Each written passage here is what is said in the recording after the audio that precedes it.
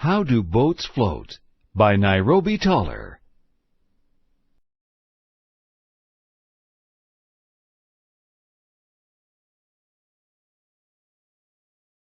What you already know. Everything you see, smell, or touch is matter.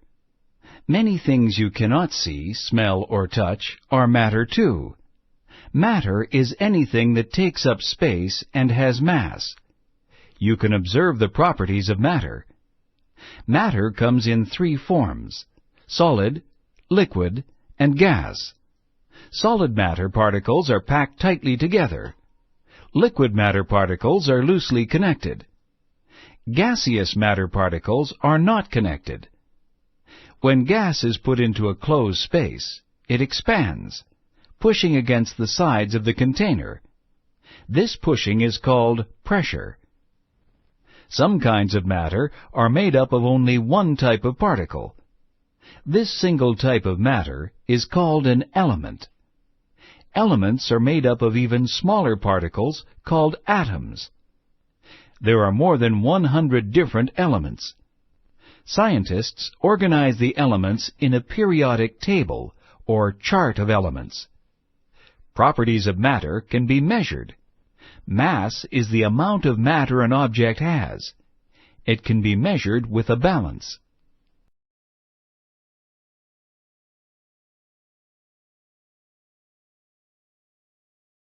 Volume is the amount of space an object takes up.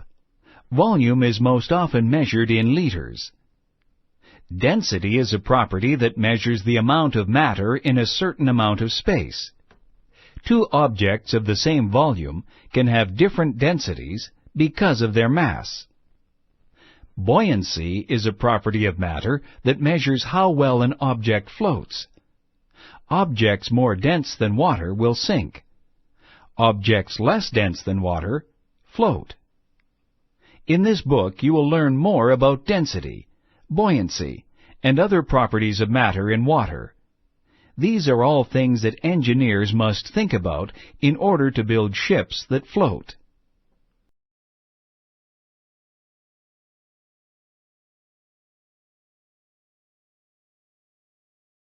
Floating and sinking.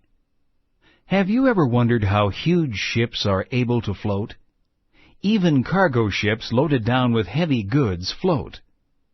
Buoyancy and density make floating possible. Engineers who build ships must think about how to make heavy things, such as cargo ships, have a low enough density to float in water. Most ships are made with lots of metal screws. But if you throw a metal screw into water, it will sink. At first you may think this is because the screw is heavy. But weight alone does not make it sink. The screw sinks because of its density. The density of most metal is greater than the density of water. Most ships are made of metal too. It does not seem as though ships should float. All that metal and all those screws sink on their own. How do engineers combine them so a ship can float?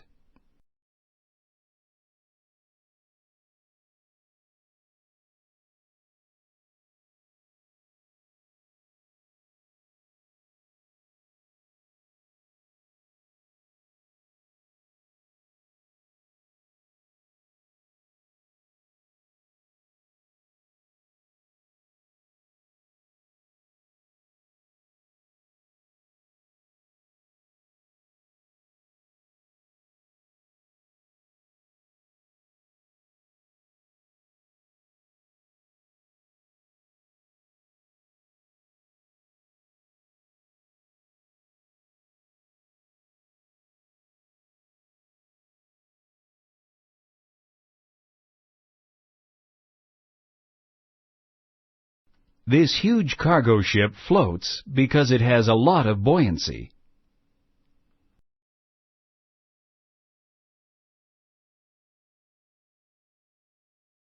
Matter and density. The secret to making objects float is density. Density is the amount of mass an object has in a certain volume. 1 liter of water has a mass of 1 kilogram. The same volume of steel has a mass of nearly 8 kilograms.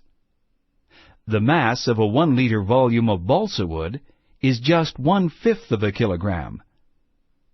A solid object will float on the surface of a liquid if it has a lower density than the liquid. Balsa wood is less dense than water, so balsa wood floats on water. Steel is denser than water. It sinks in water. Liquids of different densities separate into layers when poured into the same glass.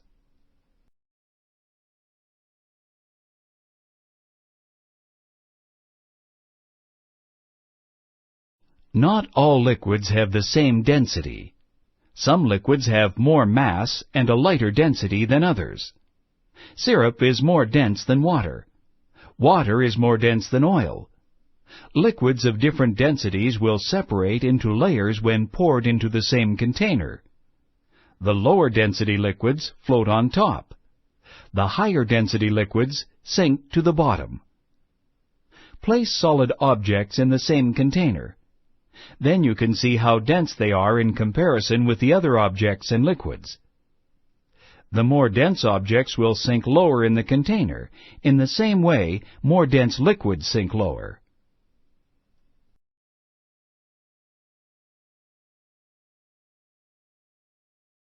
Forces in water. What happens when you place an object into water? It pushes aside, or displaces, some of the water. The volume of water displaced equals the volume of the object. As a stone sinks in water, it pushes aside an amount of water equal to its own volume. Even floating objects displace an amount of water equal to their volume. Objects feel lighter as you lower them into water. This is because the water pushes against them with an upward force. Objects sink until this force balances their weight. But some objects sink to the bottom. This is because they are denser than water. The upward force of the water is not strong enough to balance the object's weight.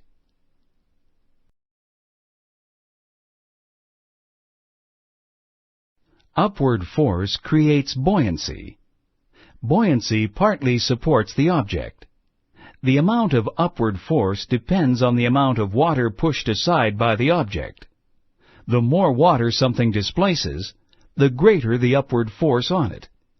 If the upward force is equal to the weight of the object floats. Archimedes. The Greek scientist Archimedes discovered that objects get an upward force from displaced water. He noticed this when he took a bath.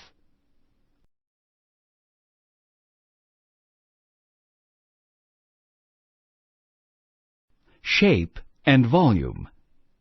You already know that steel is more dense than water. But steel can be shaped in a way that increases its volume. The volume of an object can increase, yet its mass can stay the same. That decreases the object's density. The body or hull of a ship is designed with a huge open space in the front and bottom. The ship's hull takes up a lot of space, but weighs very little for its size. It contains a large volume of air, which lowers the density of the ship. The density is now less than water, so the ship can float. Sink or float. A piece of clay shaped into a ball will sink, but the same piece of clay, shaped like a ship's hull, will float. It has enough volume inside to displace enough water to carry a cargo of marbles, too. The large volume of the hull means the ship displaces a lot of water. All the displaced water creates a powerful upward force that supports the ship. If the same amount of steel used to build a ship were shaped differently, would it float? A solid block of steel is much more dense than water. If it were put into water, it would sink.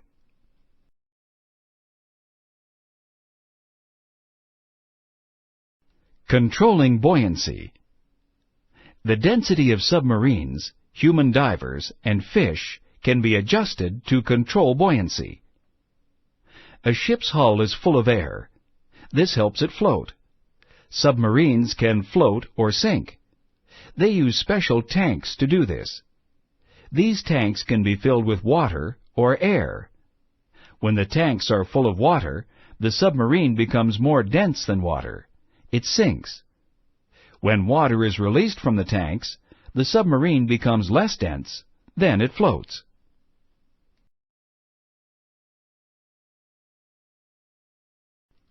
People have air and organs in their bodies that make them less dense than water. This allows them to float. Divers must wear belts with weights on them to increase their density.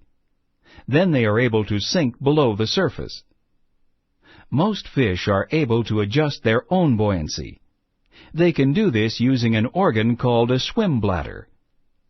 When a fish swims deep, water pressure pushes gas out of the bladder. The fish becomes more dense and sinks. To rise to the surface, gas fills the bladder. This makes the fish less dense, so it can float.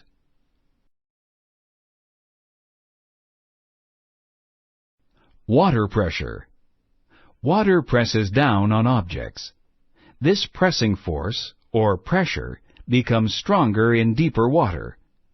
You can experiment with water pressure using a plastic tube and water. Put 3 holes in the tube. Put 1 at the bottom, 1 in the middle, and 1 at the top. Fill the tube with water. Watch to see how far the water shoots out of each hole.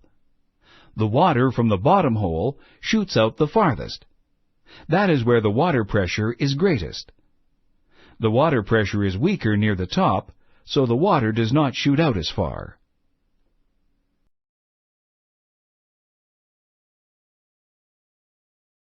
You can feel water pressure in your ears when you swim. People cannot swim very deep underwater. The pressure is too strong. We use submarines to travel in deep water. They are strong enough to handle the water pressure. Yet not even a submarine is strong enough to withstand the pressure at the bottom of the ocean. Only small, very strong machines called submersibles can withstand the pressure. Maybe someday people will be able to travel to the bottom of the ocean safely. For now, we must learn more about ways that make boats float. Density, volume, buoyancy, and water pressure help engineers build ships that can float.